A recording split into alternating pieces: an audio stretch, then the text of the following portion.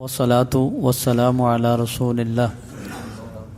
تھوڑی سی گفتگو جو ہے وہ آج مسجد ہی کے متعلقہ کچھ باتیں تھیں میرے پاس کہ حضور نبی کریم صلی اللہ علیہ وآلہ وسلم نے اس خاتون کا جو مسجد کی صفائی کیا کرتی تھی، ایک خاتون تھی جو مسجد کی صفائی کرتی تھی، وہ فوت ہو گئی۔ آپ صلی اللہ علیہ وسلم کو اطلاع نہ مل سکی تو نبی علیہ الصلوۃ والسلام نے پوچھا وہ کدھر ہے خاتون؟ کہا جی وہ فوت ہو گئی۔ نبی صلی اللہ علیہ وسلم گئے اور اس کی قبر پہ آپ صلی اللہ علیہ وسلم گئے، وہاں پہ اس کے لیے دعائے مغفرت کی نبی علیہ الصلوۃ والسلام نے۔ اس سے کہتے ہیں کہ جہاں بہت سارے مسائل ہیں وہاں ایک مسئلہ جو ہماری سمجھ میں آتا ہے وہ یہ ہے کہ مسجد کی جو بندہ صفائی کرے نا، اس کی بہت زیادہ اہمیت ہے۔ یعنی آپ صلی اللہ علیہ وسلم نے باقاعدہ طور پہ پوچھا، اس کا مطلب ہے نبی علیہ السلام اس کی قدر اور منزلت بتانا چاہتے تھے۔ جس دور سے ہم گزر رہے ہیں نا، چونکہ یہ ریڈی میڈ کام زیادہ ہوتے ہیں، مساجد میں بھی یہ سلسلے ہیں کہ اب کسی ایک دو بندوں کی ڈپٹی ہوتی ہے۔ آپ کے اس مسجد میں اللہ کے فضل سے دو بندے ایک ٹائم میں رکھے گئے ہیں اسی صفائی ستھرائی یا گیٹ کیپر کے معاملات کے طور پہ، جو کہ مسجد کا بوجھ اجازت نہیں بھی دیتا، لیکن پھر بھی تاکہ نظام اچھا چلتا رہے۔ آپ کے سامنے اندر کا حال جو ہے نیا تیار کیا گیا ہے، جوتی ہم نہیں یہاں پہ لانے دیتے۔ اس کے باوجود بڑے افسوس کے ساتھ یہ بات کہنا پڑتی ہے، کچھ دوست ہیں جو صفائی ستھرائی کا خیال نہیں بھی رکھتے۔ آپ سوچیں کہ مسجد میں ایسی روایات ملتی ہیں، اللہ کے نیک بندے جو مسجد سے تنکے بھی اٹھا کے چھپ کے جیب میں ڈال دیتے تھے، کیونکہ ذرۃ خیرا یرا، کہ ایک ذرہ برابر بھی نیکی جو ہے نا وہ رب رحمان نے ضائع نہیں کرنی۔ تو اللہ کے بندے یہ کہتے تھے کہ کچھ ذرات مسجد کا جو کوڑا ہے وہ ہمارے کھاتے میں پڑ جائے تو اللہ پاک جو ہے ہمیں اس سے بھی اجر سے نواز دیں گے۔ ان کا ذہن یہ ہوا کرتا تھا۔ تو ہمارے ہاں مسجد کی میری بس یہ گزارش ہے کہ مسجد کی صفائی ستھرائی کے معاملات کا خیال رکھنا چاہیے۔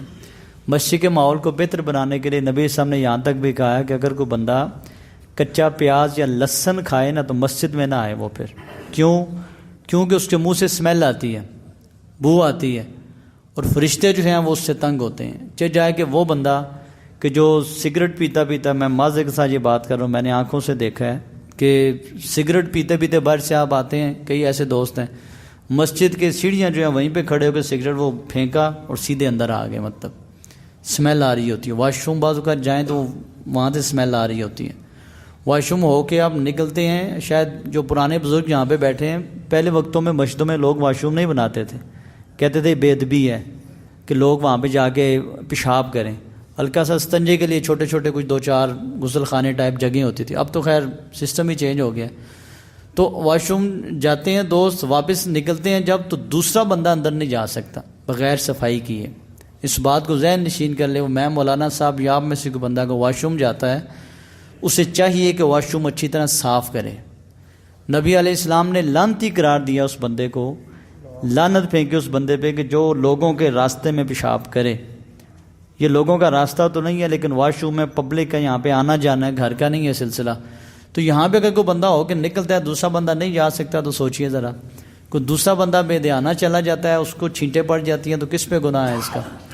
یعنی یہ چیزیں جو ہیں ان کا دھیان رکھنا چاہیے۔ اس وقت مسجدیں کچی ہوتی تھیں، بعض اوقات سائڈ کا جو ایریا ہے دائیں بائیں کوئی بندہ تھوک بھی پھینک دیتا تھا، تو نبی صلی اللہ علیہ وسلم نے فرمایا کہ اگر کوئی ایسے تھوک پھینکے تو اپنے تھوک کو صاف بھی کرے وہاں سے، یہ نہ ہو کہ یعنی تمہاری مقصد ہے کسی کو تکلیف نہ پہنچے۔ ہمارے یہاں بہت سارے ایسے مسائل، مسجد کی جب صفائی کر رہے ہوتے ہیں شاید آپ حیران ہو سن کے، ایک دفعہ نہیں کئی دفعہ ایسے ہوا ہے کہ نسوار منہ سے نکالتے ہیں اور مسجد کی صفوں کے نیچے رکھ دیتے ہیں۔ یہ بیوقوفی کی انتہا ہے، میری سمجھ میں آتا ہے، اور پاگل پن کی انتہا ہے۔ نسوار منہ سے نکالی، باہر جا کے پھینک دینا اس کو، پہلے آپ اسے ڈال کے کیوں آئے؟ ایک نشہ آور چیز ہے۔ آپ ڈال کے مسجد آئے، نماز پڑھنے لگے، یاد ہے وہ نکالی تو نیچے صف میں کئی دفعہ یہ نکالی ہیں صف کے نیچے سے۔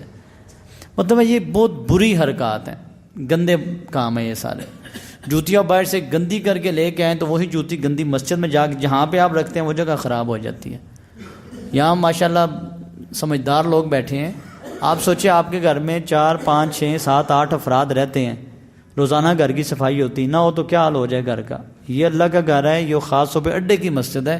یہاں پہ تو الحمدللہ اللہ تعالیٰ قبول کرے تو ہم مسجد صبح کھولتے ہیں، فجر کے بعد کچھ عشاء کے وقت بند کے دوبارہ دن کو کھولتی ہے تو رات گئے جا کے پھر بند ہوتی ہے۔ تو الحمدللہ سینکڑوں کی تعداد نمازیوں کی آتی ہے۔ کتنا مشکل ہوتا ہے مینیج کرنا، صفائی کے معاملات کرنا۔ کئی دوست ہیں صفوں سے سمیل آتی ہے۔ آج بھی ایک دوست کہہ رہے تھے جی کہ دوست جرابیں پہنتے ہیں اسے دھوتے نہیں ہیں، تو یہ اس کی وجہ سے جب بندہ سجدے میں دوسرا بندہ جاتا ہے اسے سمیل آ رہی ہوتی ہے۔ یہ چھوٹی چھوٹی باتیں ہیں بظاہر، لیکن ہمیں ان چیزوں کا بہت زیادہ خیال رکھنا چاہیے۔ ایسے دوست ہیں جو گندے کپڑے کام والے پہن کے آ جاتے ہیں مسجد میں۔ میں اس بارے میں فتویٰ تو نہیں دیتا، لیکن وہ بندے جو گاڑیوں کا کام کرتے ہیں، گاڑیوں میں گندا تیل گندا ڈیزل ہوتا ہے، گاڑیوں کے نیچے آپ لیٹتے ہیں، اور آپ کو پتہ ہے اڈے میں تو ٹرانسپورٹر یہاں دوست بیٹھے ہوئے ہیں، اڈے کے ادھر گاڑیوں کے نیچے لوگ پیشاب کرتے ہیں، اسی پیشاب میں آپ لیٹتے ہیں اور اسی میں آ کے مسجد میں نماز پڑھتے ہیں۔ میری سمجھ میں نہیں آتی یہ بات۔ صفیں بھی خراب ہوتی ہیں اور آپ کی نماز کا مسئلہ بھی مشکوک ہو جاتا ہے اس حوالے سے۔ وضو کر کے آپ اٹھتے ہیں دوست تو تھوڑی سی محنت کر لیا کریں۔ گندے ہاتھ پاؤں ہوتے ہیں، ہم بس وضو کر کے وہاں سے آتے ہیں، جتنے پاؤں بندہ چل کے آتا ہے نا، وہ کیچڑ گند اس کا لگتا اندر کارپیٹ تک آ جاتا ہے۔ برائے کرم الحمدللہ عموماً وہاں پہ صابن پڑا ہوتا ہے۔ اگر صابن نہیں ہے تو آپ کا فرض بنتا ہے چھوٹا سا اپنے پاس کوئی صابن یا سرف کا ایسی چیز رکھ لیں، پہلے اچھی طرح اپنے ہاتھ پاؤں دھوئیں، اس کے بعد وضو کریں اور پھر مسجد میں تشریف لائیں۔ مطلب ہے کہ میں یہ کہہ رہا ہوں کہ بجائے اس کے کہ ہم لوگ صفائی کریں مل کے، صفائی والوں کے ساتھ ہم کم از کم گندگی تو نہ ڈالیں، اگر وہ نہیں ہو سکتا تو مسجد کو گندا نہ کریں۔ ماحول جو ہے وہ صاف ستھرا ہونا چاہیے۔